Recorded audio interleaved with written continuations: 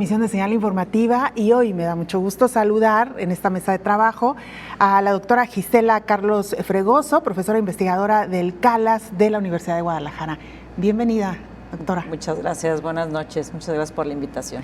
Y saludo también con el gusto de siempre a Vanessa Robles, periodista, pues también ya amiga, ¿no?, de este medio, que no sé si habías tenido oportunidad de colaborar también ya con algunos trabajos, claro, también, sí, ¿verdad? Sí. Trabajé muchísimo tiempo aquí. Que ya conocida, por supuesto, por la audiencia de Radio Universidad de Guadalajara y de Canal 44. Bienvenidas ambas.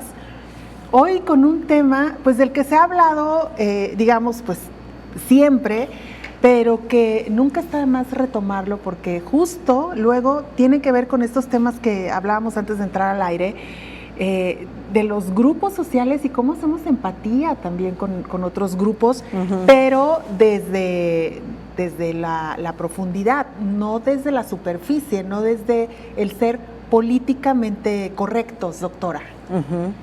Sí. Lo primero que le quisiera plantear, ¿qué entendemos por este término de políticamente correcto? Bueno, creo que como yo lo entiendo y lo propongo en mis clases es que existen en el mundo, se va a escuchar muy jalado de los pelos, pero existen en el mundo diversas opresiones, ¿no? O sea, el sexismo, el clasismo, el racismo, el patriarcado, ¿no? Las chicas más jóvenes le llaman así. Entonces, cuando esas opresiones se hacen evidentes, pues la gente no nos queremos ver mal, ¿no? Entonces empezamos, yo le llamo de manera superficial, ¿no? Así como para desdoblarlo así pronto, hacemos como pantomimas lingüísticas, ¿no? Entonces no queremos decir personas, no queremos decir pueblos indios, no nos atrevemos, entonces decimos inditos, que es racista, y terminamos diciendo las etnias, que también es muy racista, lo podemos discutir por qué, y luego terminamos diciendo, bueno, pueblos originarios, y empezamos a patinar, ¿no? Como a darle la vuelta, exactamente, ¿no? Pero es porque hay un discurso, todo este rollo para decir que hay un discurso que es evidentemente que reproduce la opresión, distintas opresiones, y no queremos estar ahí, ¿no? Entonces entramos en esto que llamamos lo políticamente correcto, ¿no? Claro. Antes de entrar a fondo en el tema, Vanessa, desde el punto de vista periodístico, yo creo que nos enfrentamos mucho a estos temas. Dicen que los periodistas debemos de ser, pues eso, la imparcialidad nos lleva hasta cierto punto a ser políticamente correctos, porque el ser políticamente correctos de alguna manera nos permite no tomar partido o no tomar causa hacia lo que estamos cubriendo. ¿Cómo lo has enfrentado tú y qué piensas de este término? A ver, yo creo que como en todos los temas siempre hay matices. Por ejemplo, yo estaba acordándome ahorita con Elda, que acaba de salir del estudio. En los años 90, por ejemplo, a las personas que viven con SIDA se les decía todavía sidosos. Pero ese lenguaje implicaba sí discriminación, ¿no? Y remitía un poco a los leprosos. Y me acuerdo que hubo muchísimos cursos de entonces COESIDA, estaba Patricia Campos López al frente, como para enseñarnos un poco a los periodistas a no discriminar con el lenguaje, y había como ciertos acuerdos que venían de sobre todo de la OMS y de estas organizaciones que trabajaban con VIH-Sida, porque sí había creo que el lenguaje tiene significado, el lenguaje, la enunciación tiene significado, está conectada con nuestro cerebro, con nuestra cultura, y sin embargo, sí es muy difícil. Por ejemplo, cuando yo leo literatura, digo, pues no, o sea, la imaginación es libre, tendría que ser libre siempre, siempre, siempre. Pero sí hay, como dice Gisela, un lenguaje eufemista para cubrir algunas cosas, y eso sí me parece reprobable, ¿no? O sea, decir cieguito, indito, negrito, es terrible, porque además me parece colonial, pues, o sea, es como ver al otro chiquito y de lejecitos, ¿no? Claro. Eso me parece que es reprobable, pero sí creo que a veces lo que no se enuncia, pues no existe, ¿no? Las mujeres. Yo tengo un ejemplo, estaba en una junta con con unos compañeros de trabajo y solamente había un hombre. Trabajo en un centro de derechos humanos y entonces toda la gente se refería a nosotras como mujeres y entonces el hombre dijo, oye, pero ¿qué onda? Yo estoy aquí. Y le dijimos, pues sí, siempre es al revés, no te quejes, ¿no? Una cosa así. También creo que la lengua evoluciona y evoluciona muy lentamente y a veces sí hay un lenguaje que, sin embargo, no refleja socialmente lo que ese lenguaje quiere cubrir o tapar o proponer. Claro, sí, y en este sentido también me parece que la gran trampa está en cómo hacemos entonces para sí mostrar esta empatía, sí enunciar lo que sí existe, pero sin irnos un poco hacia los extremos, no porque ofendo o sí porque así es. ¿Dónde está el término medio, doctora, si existe? Sí.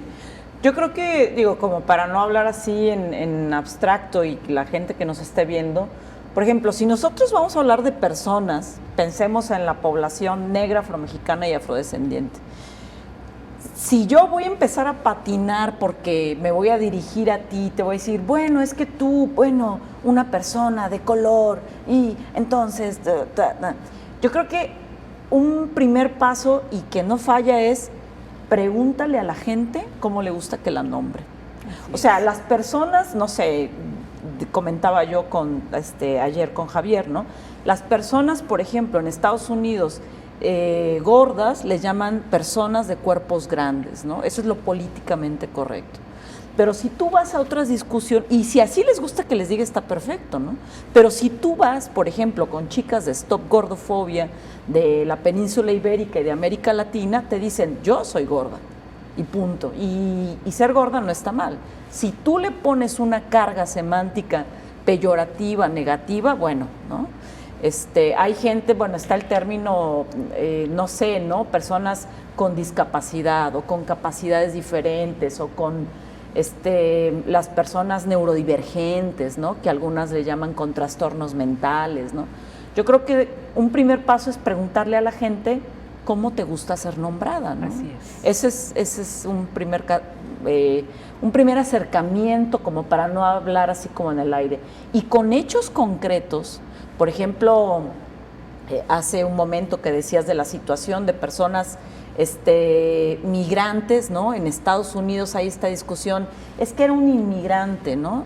Y nombrar un evento, ¿no? Una circunstancia, tal centro de detención, había un montón de inmigrantes. Bueno, ya le da una carga, ¿no? Entonces, le da una carga e inmediatamente haces que la gente piense o conecte, como en este rollo de campos semánticos, podemos googlear qué es, pero haces que conecte la gente con ciertos eventos, discusiones, ciertos cuerpos, cierto color de piel. Entonces, podemos nombrar las cosas de otra forma, ¿no? O sea, ver qué efecto van a tener las palabras, ¿no? Claro. Sí, eso. Entonces yo pensaría como personas, yo creo que hay que preguntarles cómo les gusta nombrarse, y eventos, pues hay que ver el efecto, ¿no? Sí, porque justo ahora que lo mencionaba, de hecho sí me ha tocado coincidir con personas que, por ejemplo, son ciegas y tal cual, piden ser llamadas así, soy una persona ciega, dime sí, tal cual. Entonces, porque siempre estamos buscando cómo aderezar, y me parece que en ese intento hasta las hacemos sentir incluso hasta peores, ¿no? En algunas ocasiones. Esta posibilidad de decir cómo te gustaría o cómo te gusta ser nombrada, yo creo que es sin duda alguna la primera puerta para entonces llamarlas o nombrarlas. Claro. Yo me considero totalmente ignorante, por ejemplo, en ese tema, ¿no? De invidente, ciego, Entonces, en un foro, una persona justamente me corrigió, ¿no? No se haga bolas, maestra. Somos personas ciegas. Bueno, dije, bueno, ya, listo. Sí, ¿no? Yo creo que hemos coincidido precisamente con estas personas, y me parece también que el hecho, hoy que existe incluso el lenguaje inclusivo, también ahí es donde muchas veces empezamos a patinar, porque ya existe, y lo han hecho principalmente las organizaciones que se dedican a la defensa de los diversos grupos. Por ejemplo, hablemos en específico de los grupos de la diversidad sexual, que incluso hacen pues un listado de cómo deben ser nombrados cada grupo de acuerdo a sus condiciones. Pero también ahí es donde de repente empezamos a patinar, como decía la doctora Vanessa. Claro, y tiene toda la razón. Además, actuamos como si decir, por ejemplo, un poco nada más para retomarse, como si el negro fuera una mala palabra. Pues negro es un color tan bonito o tan feo, dependiendo de a cada quien cómo se quiera vestir, de que el blanco, que el amarillo, que el azul y que el rojo. Pero ponerle un nombre o un sobrenombre a un color de piel, ahí eso sí implica o indica una discriminación, ¿no? Y el lenguaje LGBTX+, la verdad es que yo creo que, como en todos los grupos humanos, debe haber diferencias entre la población diversa, ¿no? Hay gente a la que no le gusta que le digan LGBT, y además es cierto también que los organismos de la sociedad civil están como muy empeñados en inventar un lenguaje distinto y en hacerlo extensivo. Te voy a poner un ejemplo. Hace unas semanas estábamos con personas que sus hijos están desaparecidos, ¿no? Y entonces siempre se usa restos humanos para referirse a un cadáver que se fue encontrado por ahí de una persona que estaba desaparecida. Y ellas dijeron, no queremos que a nuestros hijos les digan restos, díganles cadáveres, cuerpos, claro. Pero restos nos parece terrible. Yo no sé quién inventó la palabra restos, sin embargo, en todas las organizaciones internacionales dicen restos humanos y nos dicen que así se debe decir, ¿no? Claro. Yo creo que es bien importante esto que acabas de mencionar, porque aparte lo hablaban ambas, el lenguaje evoluciona y creo que también las circunstancias de una sociedad nos van empujando también. Antes, no sé, hace siglos, cuando este fenómeno de los desaparecidos, pues no era eso, no era un fenómeno, la gente tal vez desaparecía, pero en menor medida, no se hacía necesario un lenguaje que hoy es indispensable porque se ha vuelto cotidiano, es un hecho cotidiano tristemente. Pero si me permiten, vamos a una pausa y regresamos para retomar más de este tema. Usted no se vaya, volvemos. De regreso la charla esta noche con la doctora Gisela Carlos Fregoso, ella es profesora investigadora del CALAS de la Universidad de Guadalajara, y Vanessa Robles, periodista. Doctora, antes de entrar un poco al por qué es importante abordar este tema de lo políticamente correcto, yo quisiera preguntarle si en este esfuerzo o en este interés por nombrar las cosas desde el punto de vista político, las cosas o las personas, si no hemos caído ya en un extremo de realmente ya no saber cómo debemos mencionar algo o a alguien. No. O sea, yo creo que la lengua va a evolucionar, porque si no estaríamos hablando latino, maya clásico o algo así, ¿no? Náhuatl, que no sería una mala idea, no sé, pero bueno. Pero la lengua evoluciona, ¿no? Y yo creo que las personas tenemos una impresionante capacidad de adaptación. Sin embargo, si nosotros, en fin, vamos a libritos y esas cosas, nosotros vemos que el habla evoluciona más rápido que la lengua. La lengua es ese sistema de signos estructurado, pero que es colectivo, ¿no? Y hay un temor, por ejemplo, con el lenguaje inclusivo, hay un temor de que si agregamos la que ya no nos vamos a entender, entonces, ¿qué va a pasar? Una especie de miedo colectivo que en realidad es infundado, porque la lengua siempre está en constante cambio. Pensemos en la cantidad de anglicismos que ahorita tenemos. Bueno, yo no crecí con internet, yo creo que a lo mejor ustedes tampoco, pero la cantidad de anglicismos que se han incorporado a la lengua a partir del uso de tecnologías en los niños, ¿no? A partir de niños que crecen con el iPad y, en fin, ¿no? Y sin embargo nos hemos adaptado. Ahí está, ¿no? Nos seguimos comunicando, nos podemos comunicar aquí, salgo a la calle y me peleo con alguien y le grito, nos podemos comunicar perfectamente, ¿no? Claro. Entonces, cuando vienen discusiones como cuando se trata, por ejemplo, de diversidad sexual, cuando se trata de temas de inclusión étnico-racial, ahí es donde nos cuesta un poco, ¿no? Pero sí se puede, por supuesto. No, Soy claro. optimista. Lo que usted mencionaba me hizo recordar lo que ha significado o lo que ha representado también el papel de la Real Academia, que incluso se ha resistido precisamente en algunos momentos a incluir ciertas palabras que el colectivo ya las usa y ya las ha hecho propias. Claro. El debate tan amplio del lenguaje inclusivo, por ejemplo. Claro. Sí, la RAE, que, por ejemplo, de entrada, no es el tema de esto, pero de entrada pensemos en Brasil, tiene su propia academia, ¿no? Nosotros seguimos acudiendo a España, en fin, es otro, un tema de tesis, como le digo a mis alumnos, pero sí hay mucha resistencia, por supuesto, y la va a haber, ¿no? Pero el habla siempre cambia, constantemente, porque tenemos una capacidad maravillosa, una creatividad maravillosa las personas, ¿no? Claro. Los jóvenes, ¿no? Claro. Dentro de la comunidad LGBTQ+, que por cierto ya es un término mucho más amplio, también ellos mismos a veces deciden nombrarse con una palabra que ya está políticamente, ya no es correcta, ¿no? Claro. Entonces, yo conozco grupos de personas que dicen, pues, ¿por qué no? Sí, somos así, queremos definirnos con esta palabra que ya no se menciona o que ya está prohibida dentro del colectivo, ¿no? Lo cual también va poniendo como... Claro. Resulta que terminamos siendo más papistas que el Papa, para acabar pronto, ¿no, Vanessa?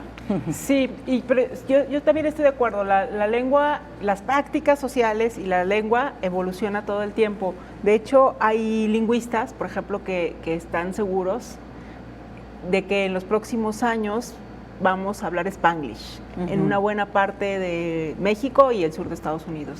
Es posible. Yo creo que el tema es que hay matices siempre.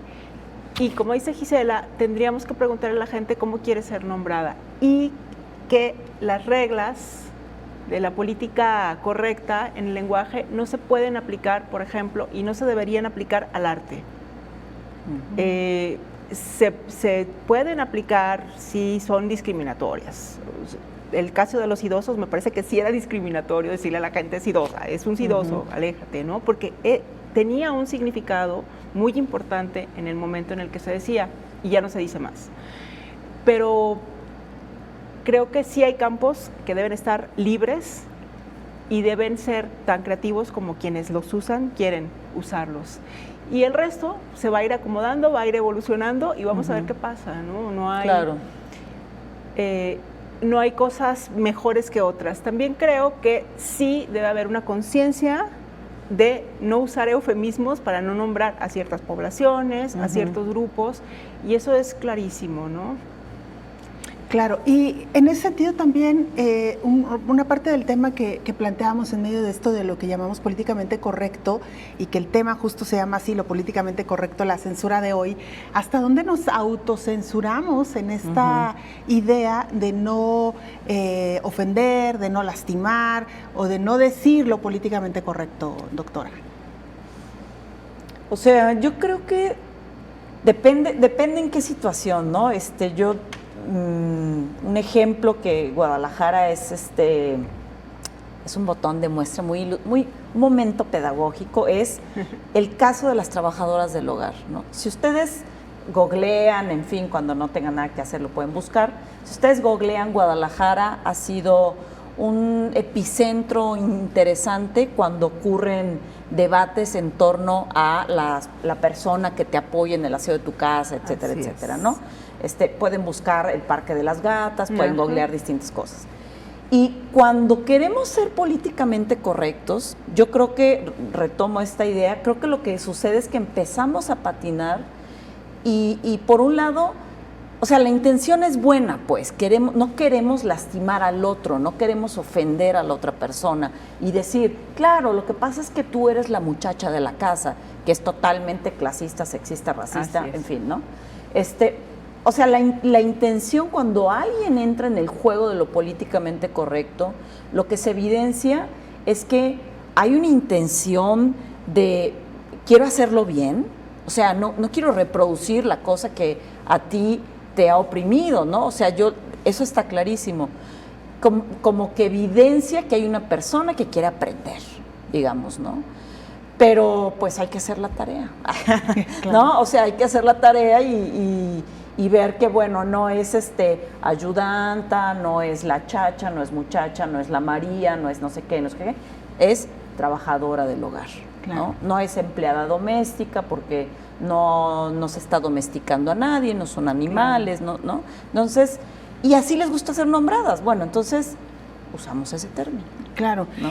Y justo ahora que mencionaba esto, maestra, pensaba también qué tanto el lenguaje tiene una connotación de sentimiento o de empatía, qué tanto nombramos con base en la empatía o la discriminación hacia el otro.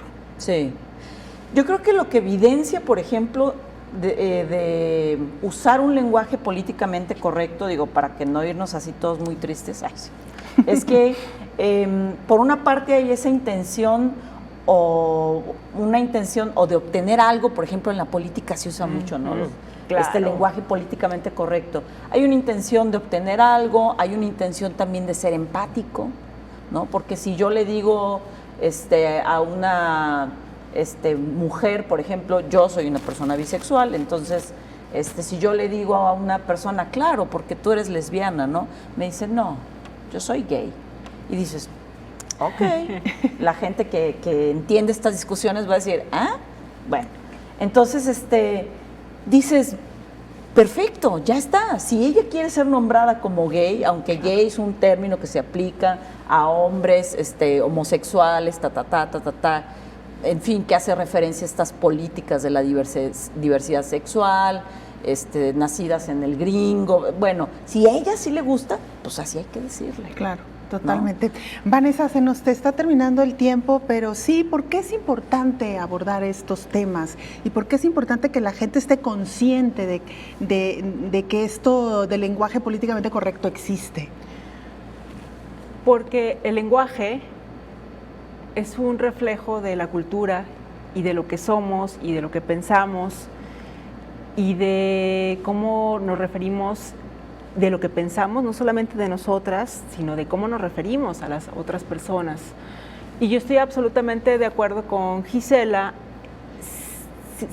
aprender siempre y cuando ese lenguaje inclusivo o políticamente correcto que queramos usar no significa que estamos discriminando y queremos cubrir nuestra propia discriminación, nuestro clasismo, nuestra gordofobia. Está muy bien, ¿no? O sea, más bien hay que checarnos y ver qué es lo que queremos aprender y qué es lo que queremos expresar. Claro, esto que dices me parece fundamental y quizá era parte de la pregunta que yo le hacía que a lo mejor no la supe plantear, pero sí, justo esto, la manera en cómo nos expresamos, que tanto está, pues eso, hablando de nosotros, de nuestras fobias, claro. Y de nuestras, pues sí, de nuestros gustos filias, y de nuestras filias, correcto, ¿no? Parte también. Claro, claro, sí, sí. Pues lamentablemente el tiempo se nos ha agotado. Muchísimas gracias a ambas. Ojalá tengamos oportunidad de volver a coincidir. Gracias, doctora Gisela Carlos Fregoso, profesora investigadora del CALES de la Universidad de Guadalajara. Vanessa Robles, muchas gracias. Gracias.